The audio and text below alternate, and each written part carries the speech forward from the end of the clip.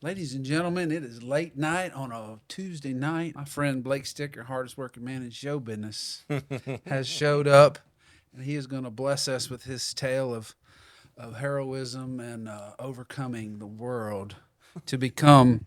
I don't know about heroism, but Well, if you've never seen Blake Sticker play, that son gun can play the guitar. Holy moly! I've never, not even just not the playing aside, which is phenomenal. Just the number of tones yeah. that you create in one show is I've never seen anybody get so many different tones out of one little old tiny guitar, and that tiny guitar is Thanks, not man. big enough for you, man. It's so I'm going to ask you the question that I ask everybody, Yeah. right? What would you tell your 18-year-old self? What, if anything, was the big paradigm shift for you that caused you to be the person you are today? I mean, you're pursuing your dream hot. You were Yeah. hot on the trail. For a minute. Yeah. Yeah. And so how did that come? How did that come about? What I would tell my 18-year-old self is quit worrying about what they think. That is exactly what I would tell my 18-year-old self. Stop worrying about what everybody else thinks and be you. Number one. Number one, Be absolutely. yourself. Absolutely. How much- Have the courage to be yourself. How much time fully did and you completely. waste worrying about? I don't like to think about it, to be I honest got with you. you. I'm sorry. I was just, No. I mean, I don't, yeah, but I mean, I just, yeah, because I think about that a lot, It probably took me a good, probably till I was almost 30. I mean, I didn't front my own band until I was 30, and even then, but I mean, I think, a lot of artists are like that, you know what I mean? You might see them on stage and they look like just this, god, so to speak, but off stage, they're insecure, troubled people just like the rest of us, Indeed, maybe more so. Yeah, I mean, I was, Yeah, I can yeah. definitely say I was for sure. Yeah. But so that's pretty good. Just don't worry about what people think. And then, yourself. so, I think about, okay, let's say you could go back in time and tap your 18-year-old self on the shoulder. I'm thinking, at least in my case, it would be easier to go back in time than for my 18-year-old self to listen to a damn word I had to say. Do you think you were open to what you're saying? Don't worry about what people say. You think you'd have been open at that point Yeah, I think I would have. I think more of the question is would I've had the, for lack of a better word, balls. to step out? Yeah, the fortitude, to do it. And I think Well, that's the at biggest 18, thing. how long had you been playing? I think I really started getting serious when I was 13 13 ish. Okay. So yeah, 4 or 5 years at that point. Right. As far as guitar, Yeah. I was in music before that. I tend to forget about this a lot, but I took piano lessons when I was 8, 9, Really? something like that. And I remember doing the UIL stuff Really? at the school I went okay. to, and like with piano, I can remember doing some of that. I don't think about it a lot, but yeah, that was actually my first. Right. And then I was like, no, I don't take guitar. The hell with it. Got to Yeah. stand up. Well, what made you do the guitar? Where did that come from? Just it was guitar was cool. It is cool. I didn't want to be the keyboard player. I mean, Or the drummer carrying all that crap around? yeah, in another life I would have been a drummer. I mean, I can play drums a little bit, but I'm definitely no, don't call me for a gig. Maybe if I had like a year to just absolutely just shed it out, maybe. But yeah, I mean, I liked piano. Looking back on it now, I absolutely appreciate it. All the classical stuff like that. But at that age, like, I wanted to play like Ray Charles. I didn't want to. When you were 8? Yeah, no, I was like piano, yeah, cool, but I want to play I like Ray Charles or yeah. Donny Hathaway or Etta James, like soul. Got you, You know what I soul. mean? Beethoven and all this other classical. I was like, Where did that come from? yeah, I didn't have an appreciation for that until Right. later Well, on. that takes a while because there's so many notes. Yeah, It takes your ear can't hear so many notes at 8 or 9 years old. Yeah, I say that, dude. I'm seeing some of these kids on YouTube and stuff. They're 3, 4, and 5. Yeah. Just going, drummer, guitar, whatever. Yeah, I've seen it too, and you're just like, holy. That's crazy. you're like what 5, and you're better than I am now, and I've been Whatever playing be. 25 years. At 5, you're better than I will ever be. So Yeah, it's just Anyway, insane. I just got to be myself. That's kind of what you Yeah. said, I think the learning curve is different now too. I mean, when I was learning, it was rewind the VHS tape or rewind the CD Or or the whatever. record. I was always pulling Yeah, the with a record. record, you know what I mean? And nowadays you can just get on YouTube or TikTok or whatever, and it's like I think that's what the learning curve of learning stuff is. Tutorials on anything. I think it's expedited stuff for people. Amazing. It's Yeah. amazing. Well, knowledge shall be increased. That's in the Bible, and I definitely see it happening. So, paradigm shift. Did you have any like major, trauma or overcome something, tragic or, you know, I'm not digging, I don't want for dirt No. necessarily, but Um. what brought you? Because, like I say, when I watch you play, I mean, you're in total command. That guitar, you're not even looking at it. Yeah. Eyes closed, what right where everything's at, and you don't just happen to do that. Yeah. So what has driven you, so to reach such a level? I mean, I would put Yeah. you up there with Zito. Oh, I thanks, would. man. Absolutely. Kind of cool story about Mike too. I'll tell you Oh, yeah? later. Yeah, Go about ahead. how I kind of ended up. Well, so Mike, the first time I was barely 19 years old, and I played around locally in some bars and maybe like in Lake Charles a little bit. And there was a guy coming through town from Baton Rouge, and he needed a guitar player, and Mike was his guitar player for the past couple years, I guess. And he had quit that to go get sober, and and became the Mike we all know now, right? Right. And if he hadn't have done that, I wouldn't have gotten that gig, which pretty much led to me leaving and going on the road, and then pretty much the rest of my life until now, to be honest with you. Opened all the doors. Yeah, just I ended up going out to Louisiana because of that, and it just led to so many things, and indirectly, him doing that, and Really? we'd always been in touch, kind of ever since then, because we just kind of knew each other through that gig and kind of and I just always thought that was cool, man. I mean, it really did. If that wouldn't have happened, if he wouldn't have quit to go get sober, or I'm assuming hit his bottom point where he's like, okay, I'm done, I got to change, Yeah. then none of that would have happened to me. For you. So it's kind of crazy if you think for me to think about that. How did that happen? Do you think? What were you seeking that at that Yes, time? absolutely. I graduated high school, took like a half year off just to kind of play and just kind of hang out. Good idea. Went back, I did like a semester. I think I was just doing like general studies. At Lamar. Yeah, didn't know what I was going to do. It's like, okay, let's go to school. See something. Playing, here and there, doing whatever. And then, I think I was halfway into my second semester, like that fall. And then I got that gig, and it was literally, we get done with the first set, and the guy's name was David Saint Romain.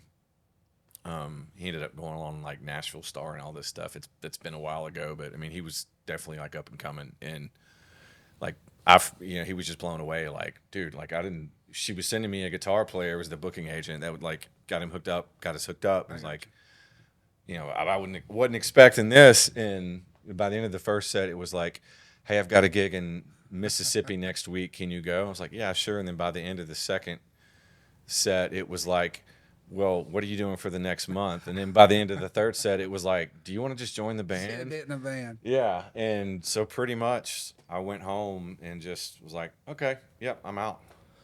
Lamar didn't Bounced. even call him. Just And I screwed that up because I didn't realize that you were supposed to technically drop, like officially go and you drop. yeah. And, it kind of preserves your GPA, which mine probably wasn't nothing stellar anyway. But I didn't drop. So it like tanked my GPA. I remember when I went back to school, like some years later, I went back for like a semester because I was kind of in between or whatever. Yeah. My GPA was like a 0.7. So Seven.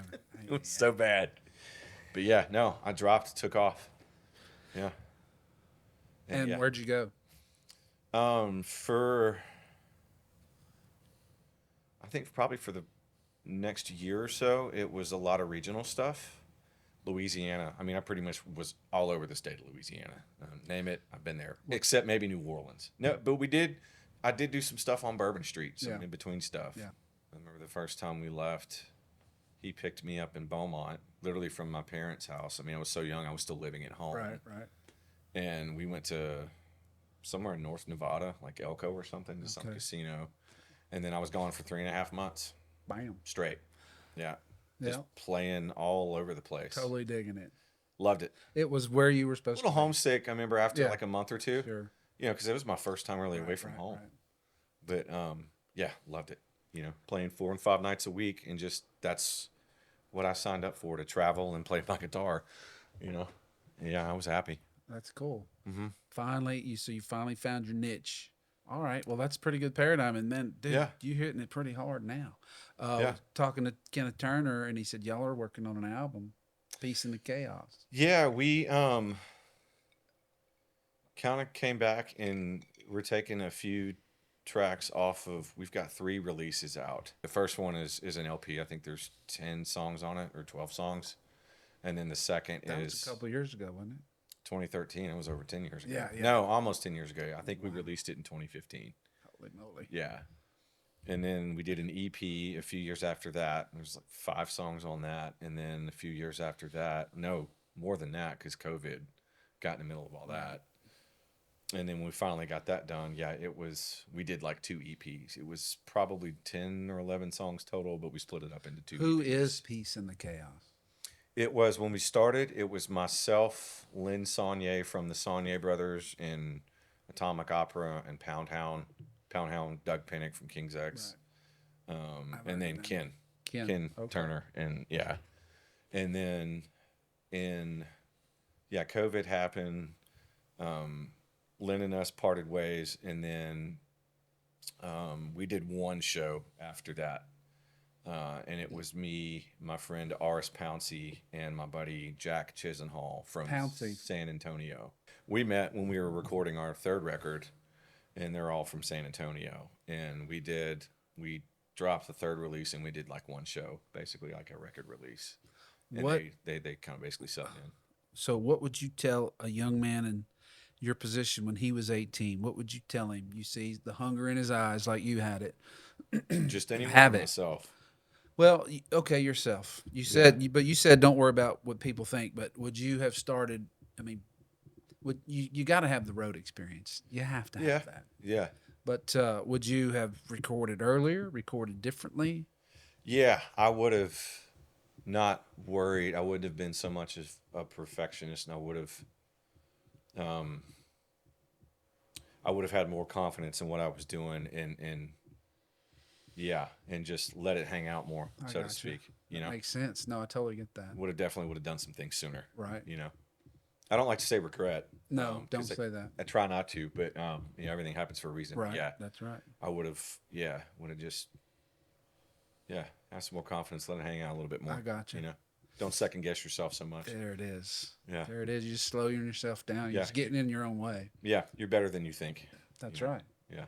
That's exactly right. It's something that was hard for me to figure out too. So. Yeah, I would say that to anybody. You know, Right. You're better than you think you are.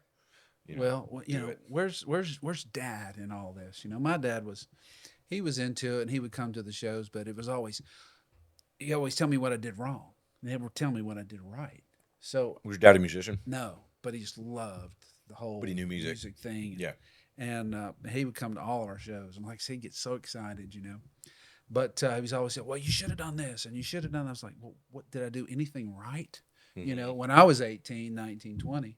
And so I just got this complex that I carried with me from the whole rest of the time, you know. So it was never good enough. I had one of those, but it wasn't my dad. Yeah. Oh, yeah. My dad was cool though. Both my parents were cool.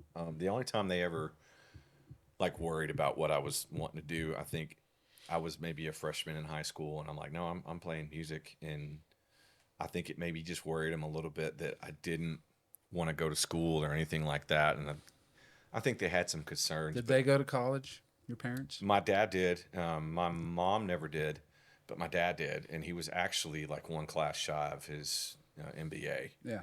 And just he was already successful in business and Didn't just he? never went. And he was raising 3 kids, and so Right. yeah, he just didn't worry about it. But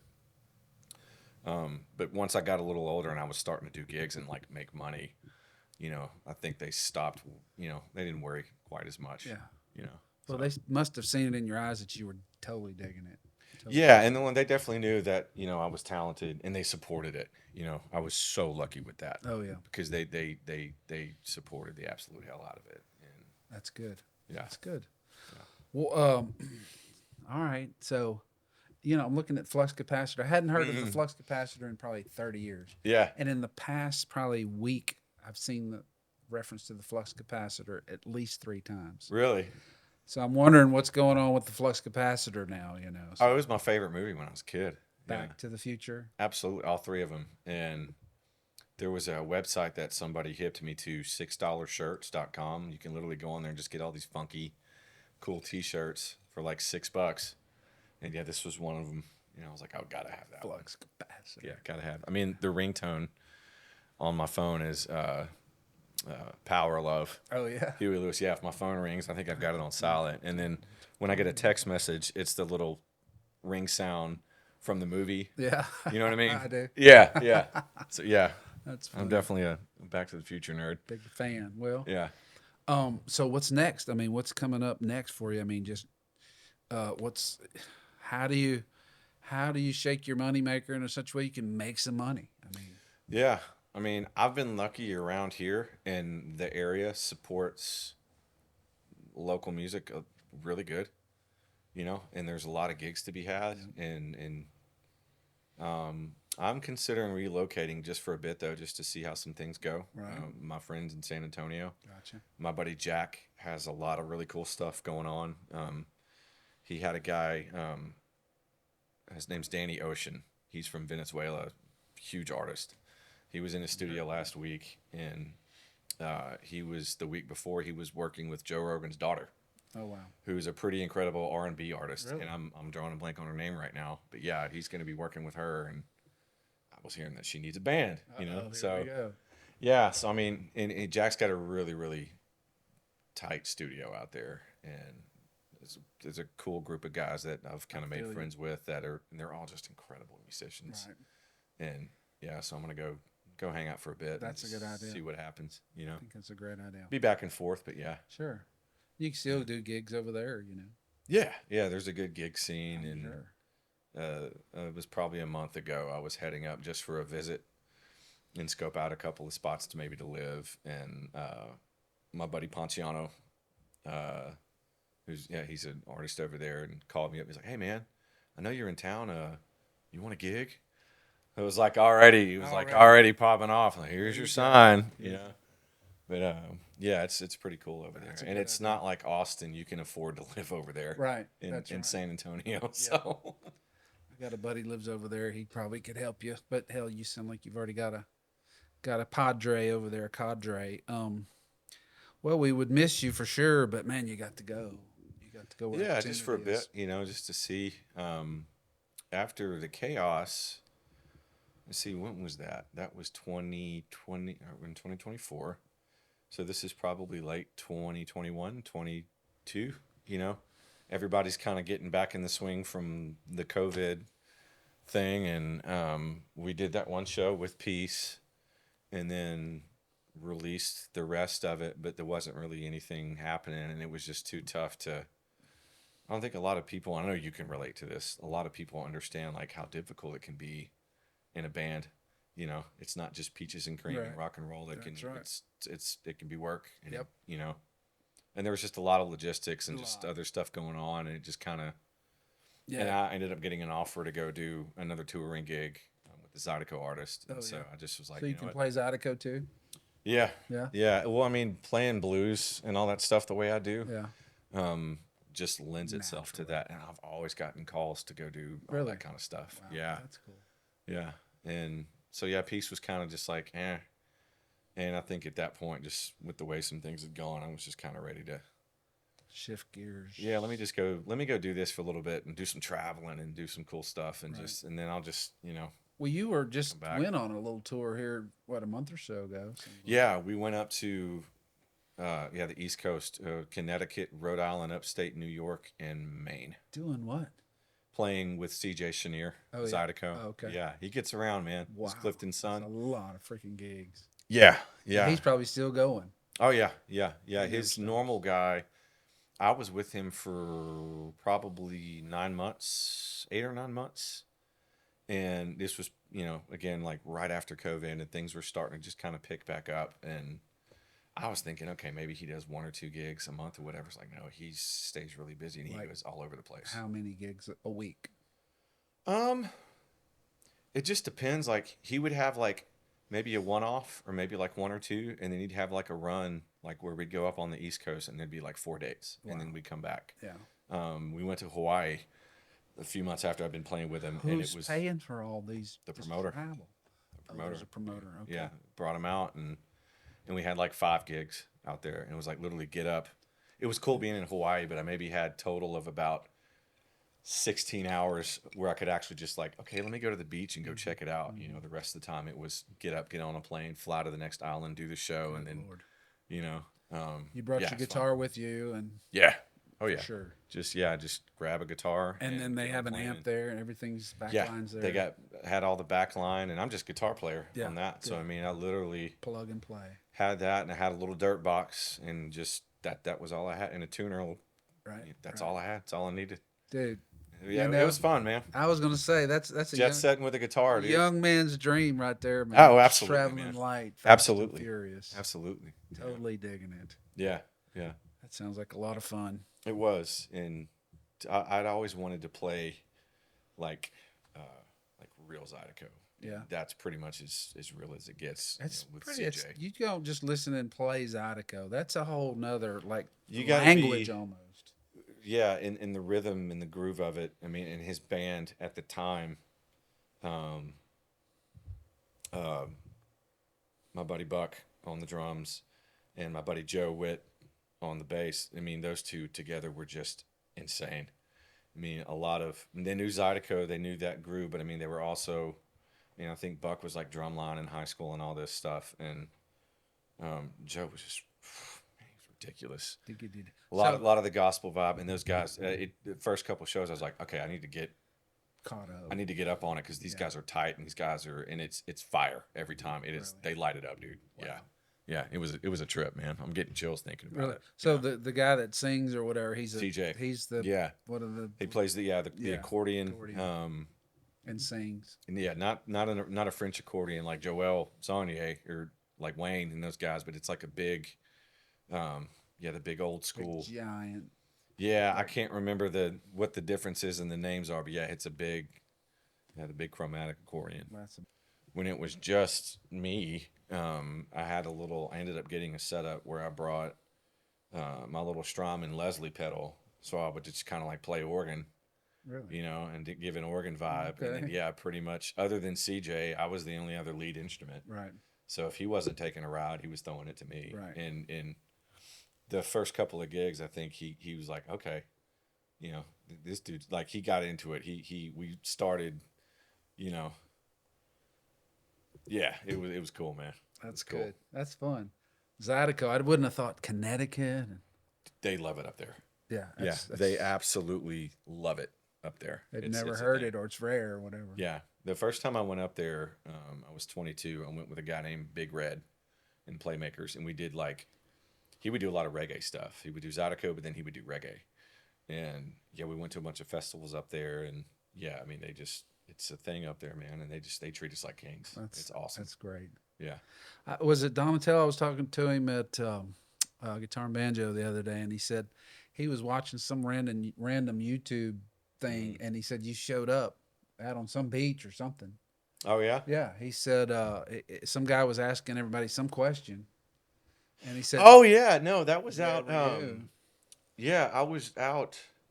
Me and then guys from San Antonio went to the NAMM thing in LA, and it was one of those deals like Jack had the passes because he's a studio owner, and then I had some friends at PreSonus out there too. And it was like, okay, well, I can get into the convention, and I'd never been, so yeah, let's go check it out and go to California, Right. And that weekend we did that for a couple of days, and then that weekend I Airbnb'd like a little bungalow I found for cheap for Laguna, to Laguna Beach, and I just went and hung out on the beach all weekend.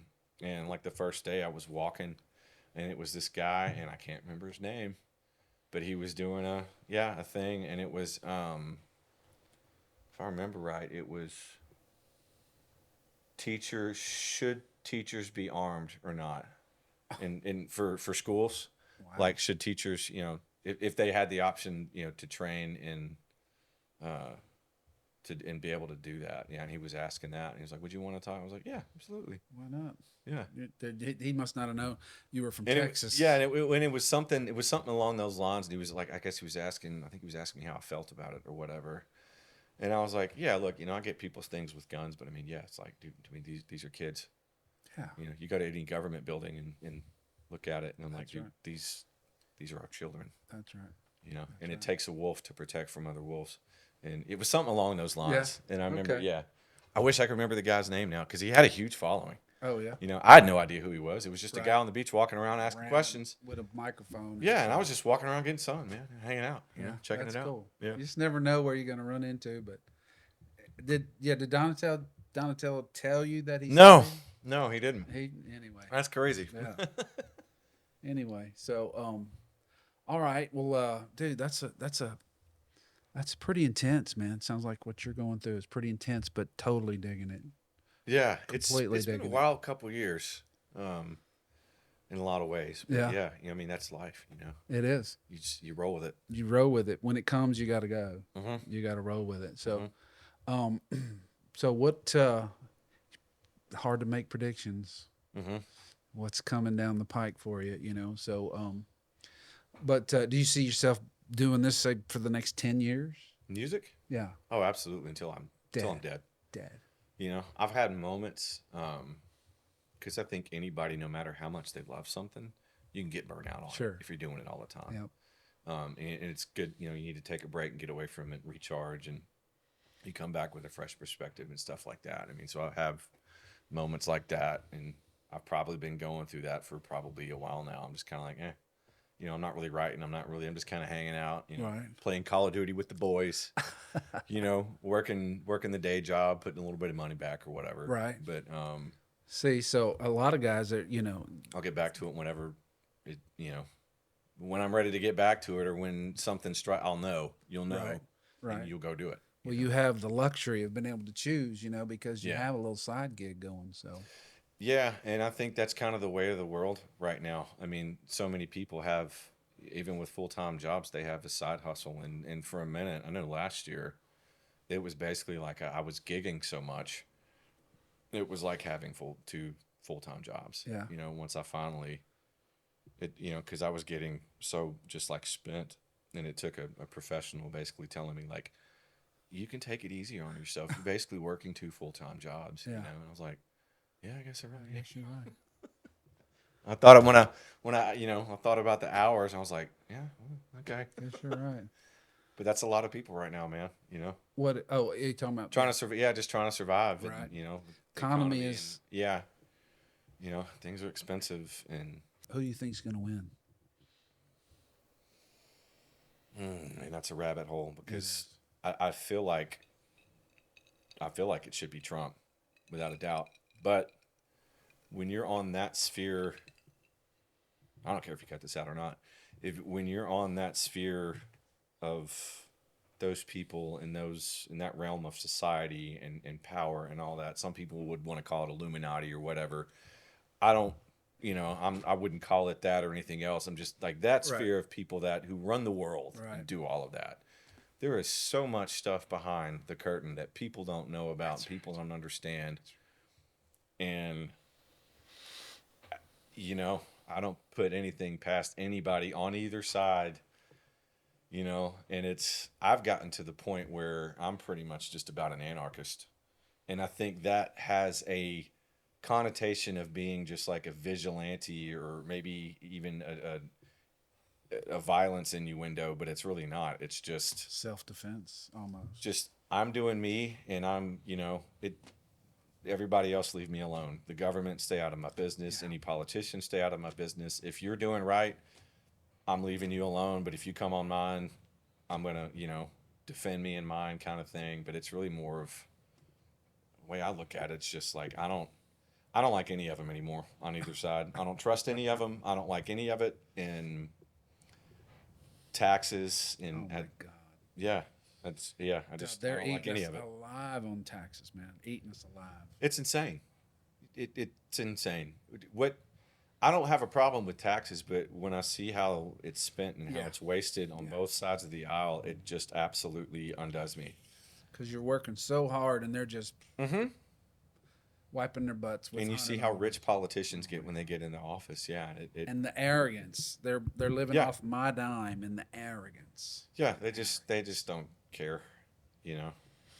And Something, man. Something ain't right. There's something off. yeah, at least somebody like Trump, love him or hate him, the dude made his money in the private sector. Right. You know. He's not beholden to that whatever that Yeah, is. he didn't get elected to office and then just magically became rich. I mean, you just see so much of that. Like so and so I gets elected and their net hell worth he just skyrockets. right. Or I mean, I'm not going to sit here and pontificate and pretend that I know all the numbers or whatever. But when you just look at all of that, you just think,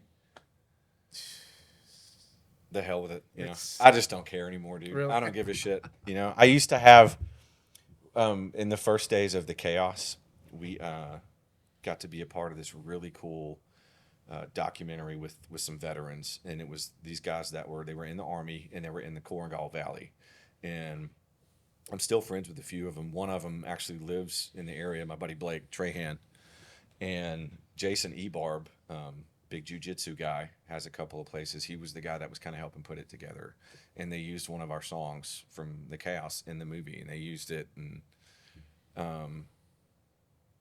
so for a minute after that, I just had so much respect for these guys going over there and doing that shit, and that's what allows us to do this right. here at home. Right. And so for a while, I had this no, I owe it to those guys to go get off my ass and go vote. But honestly, now I'm like, that's the beauty of America. You have the right to do whatever the hell you want, and now I'm just like, I don't give a shit. I don't care. It doesn't matter. It may And I know not. that's a It might. cynical attitude, but It might matter. It may not matter. Yeah. I'm up in the air on that, but you just got to try. You got to try.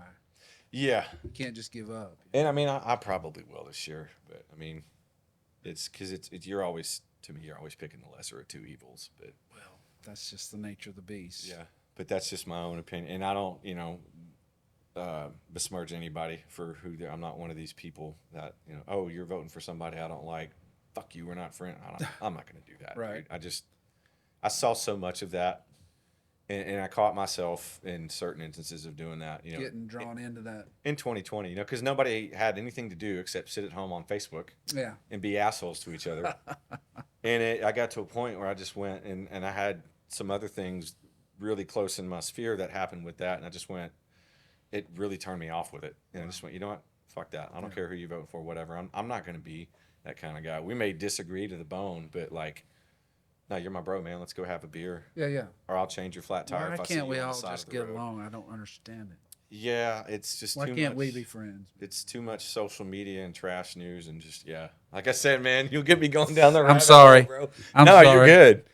So really, you're kind of living up to the moniker peace and the chaos. You kind of have both going on in your own Yeah, head almost. I coined that when I was 22. I'd probably just moved to Baton Rouge, maybe a little bit. Yeah, and I was probably 22, 23. And I was like, okay, I'm going to use this as a moniker for my stuff. But at the time, a lot of the songs that were on that first record, I was 22 when I wrote that stuff. And it just sat there as demos. I didn't have the confidence or the wherewithal to do that yet. But I was like, that's the moniker I'm going to use. And it was that whole idea of, Jimmy Page used to talk about Zeppelin and in specific songs and just how they did stuff, like the concept of darkness and the light. You know what I mean? And kind of that paradox and that dichotomy of that kind of stuff. And that was kind of my idea of it. Is like we're not really pigeonholed to one thing. It's like you might hear, and you hear that on the first record. There's like the song "Life" is kind of this mid-tempo. It's almost maybe got kind of a retro vibe a bit. and then you've got songs that are really heavy modern rock sound, and then there's a ballad at the end of the record. It's just me and a guitar, and it's a ballad. It's a singer songwriter thing, and it's just kind of that. Yeah, it goes all over the place. There's moments of peace and there's moments of chaos. And that's the human heart almost. So to That's speak. life, man. Yeah. Just like the happy face and the sad face, in the theater Yeah, thing. yeah, yeah. Peace and the chaos. If I had more of a marketing mind, then I probably would have thought of something catchier. But No, it's pretty catchy, yeah, and it's still around too. So yeah, there's some resonance there. it's kind of dormant right now. But yeah, But I'm just saying it keeps coming up. Kenneth talked about it the other day, and yeah, I think about it. Sometimes I think, well, what's that guy doing? What was songs sound like if you're half peace and half chaos? yeah, yeah, I need to listen to the record and see. yeah. So I know the second one that we did probably. Well, there's two in particular I'm thinking of. There's a song called Everything, and it's basically about like, yeah, I've been getting kicked in the dirt, but you know what? It's gonna be all right. That's basically it. And it's the vibe of the song musically is it's kind of tough, but then it gets to the chorus and it opens up and it's like hope and light. And then there's a song on there that's pretty much a breakup song, but it's extremely dark musically. It's dark lyrically, and so yeah, I mean you have these two elements. It's like one's very like hopeful and happy, and the other one is like very like, Jesus, man, are you okay? yeah, yeah. Like, yeah, Do you need some meds, man? yeah. So yeah, Well, that's a paradigm right there. Struggling with the good and the evil that comes at you. yeah, the good and the bad. Yeah. So that is definitely a paradigm. How do you resolve all of Yeah, the opposing and the constant chaos? Well, you have to go to peace. yeah. I think feel like that's a journey for a lot of people. Because life It is a is. roller It coaster. is. And it's always doing this, but you're trying to stay like this That's through right. all of it. That's right. And that's the Well, if you're a normal person, you're trying to. But some Yeah. people, they love the ride. some do. You know what I mean? And it's yeah. They'll never get off of it. Yeah. That reminds me of my ex-wife, man. I just felt like I was watching her on a roller coaster, and I'm down on the ground going, "Baby, are you ever coming off?" And just Yeah. watch, Well, and sometimes that makes for the best, because opposites, that's true. my parents are that way, Oh, yeah. without going into details or whatever. You mean opposites like that? Yeah, they're opposites in a lot of ways. One's hyper, one's calm. And and it's a balance. work. You know what I mean? And yeah, that can be a good thing. Yeah. Well, that's good. But sometimes it can be a bad thing. I think it just depends. So they're still together? Absolutely. They've been married for 42 years. You got brothers and sisters? I do. I have a younger brother and I have a much younger sister. Yeah. Okay. All right. Well, that's good, man. I tell you, the parents staying together is a huge, huge thing. Yeah. It's hard to do. It is. Have you ever been married? No, I almost got married once. Okay. But never been married, never had kids. Wow. Yeah. Is that in the future for you? Depends on. Suppose I'm open to You it. find the right gal. I think the last time it almost happened, after it didn't work out,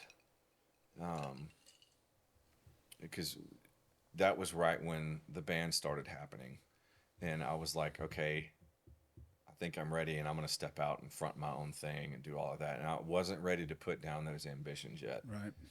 And that, I remember having a conversation with my buddy Mike Broussard. He's a saxophone player from Gonzales, Louisiana. And I played in a really big corporate band with him when I was over there. And just a real good friend of mine. He's really who got me the gig, just opened a lot of doors for me over there, and a good dude. And him and I would talk a lot because we were on the road a lot. And I remember that's one of the things he said, it just takes a special kind of partner, male or female,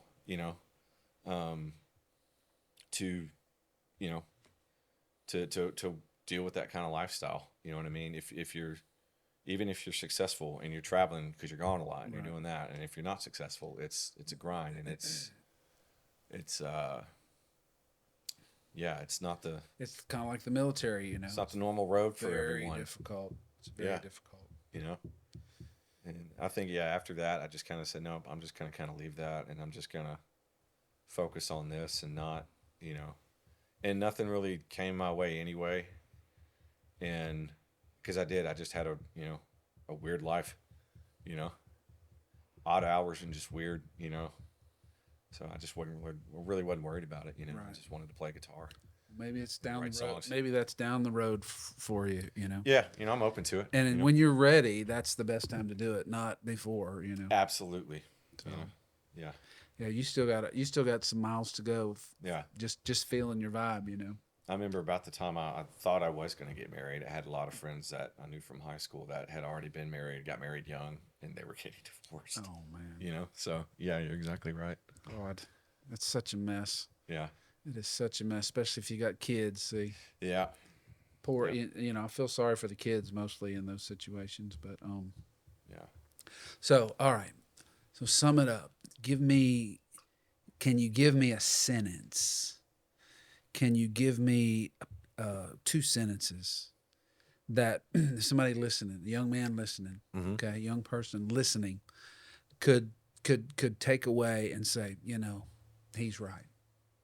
What is there? Can That's hard to do. First of all, you know, I always want the fewest words. I'm always looking for the fewest, a phrase almost. You know. I got a good one from my dad. Uh-oh, here we go. Never too high, never too low. You're gonna have to explain that. So,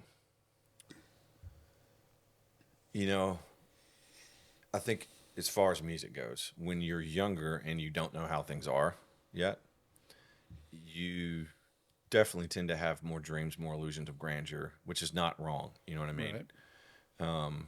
And it's very easy, especially in the entertainment business, to get those knocked down. Right. And it's basically, it's okay to have hope and it's okay to, but don't have too much to where you, or if you get knocked down, don't let it knock you too low. Never too low. And if something happens good, whatever, don't go overboard with it because it can just as easily be taken away. Gotcha. It's just, Balance. yeah, balance, not letting the bad stuff take you out or take you to rock bottom and not taking things for granted when they're too high. Right. And Dude, that's good advice. yeah, and just try to keep it on an even keel. And yeah, I mean, yeah, Your dad could have saved your life with that. He may have. he did a couple times. I think. Did he? Yeah, I can't think of anything right now, but yeah, I mean, and it. I don't remember hearing him say that until I think I was in my 20s. Wow. You know, yeah, before I remember him saying that one time. That's pretty good. Yeah, Okay, I got it now. yeah, So just stay in the middle of the road, kind of, and yeah. Something happens that you have a bad day at work. Like, okay, if you're a sales guy, and everything just tanks, and you're behind the eight ball. Okay, don't let it ruin your today. Right. There's tomorrow. There's blah Right. blah blah blah blah. And don't let it eat your lunch. And just get up the next day and just all right and Try again. yeah, and then on the opposite end of the spectrum, if you have a day where you just blow it out of the water, okay, go home and yeah, okay, you're feeling good, Right. but Right. don't you know don't go overboard with that, because it can all go by the wayside tomorrow, and just try to keep it on an even keel and keep things into that perspective. And yeah, basically don't let the bad times take you out, and don't, when things are good, don't take it for granted. You know? Dude, that's good. That is good advice. Yeah. That Yeah. is really good advice. Yeah. I want to thank your old man for that. What's his name? Walter. Mr. Walter, thank you for that. Yeah. Appreciate that. There, we're gonna have to write that down somewhere. Yeah. Never too I've got high, it written down at home actually. never too low. Yeah. Me and my brother, because my dad, he's hilarious. And the older he's gotten, as they say, can we swear on this? Yeah. Okay. As I'm learning as I've gotten a little bit older, and as I've learned watching my parents, your give a fuck goes way down the older you get. It does. And my dad, you look up dork in the dictionary, and my dad, but he's hilarious. He's Right. just, and he cracks me and my brother up on a daily basis with just the shit that he says.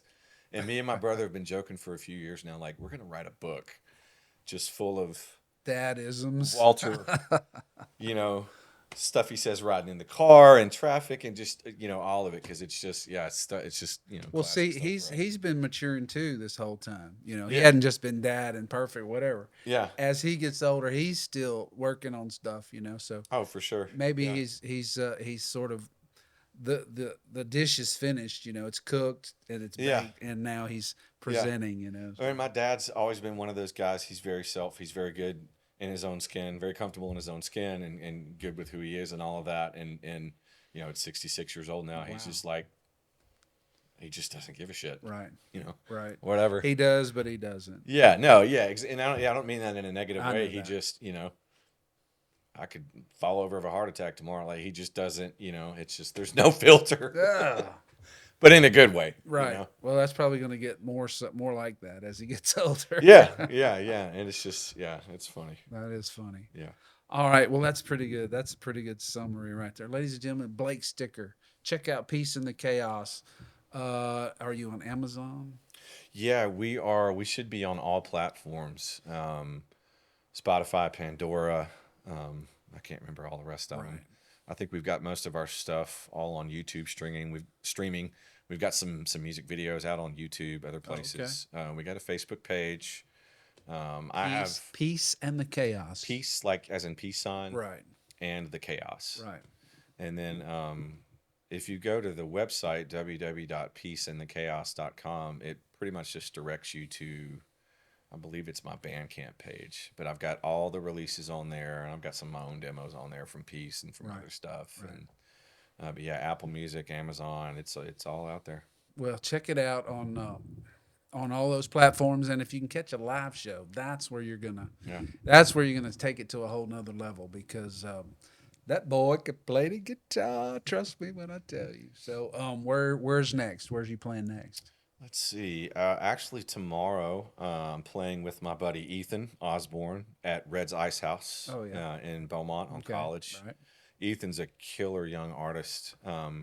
He's kind of a country soul vibe kind of dude. Young, good-looking guy, got a killer voice. He's got a great song out called "Save Me," and I believe he's released it, and I believe it's on all the platforms. Okay. You can go to his Facebook page and see it. It's a great song. You're just helping him out. Yeah, I've known him since we were kids. He's a little bit younger than me, but he's a great kid and great. I say kid, he's 30 years old now, but I mean, he's always been younger than me, so we're friends as a kid. Right. But, yeah, he's a good guy, and we have fun playing together. That's cool. Yeah. Well, look, I need some outro music. Would you mind me and you just picking on something for just a minute or so? Yeah. Give me some chords, and you just rip. Yeah. Okay. Got it. All right. So I don't want to stop.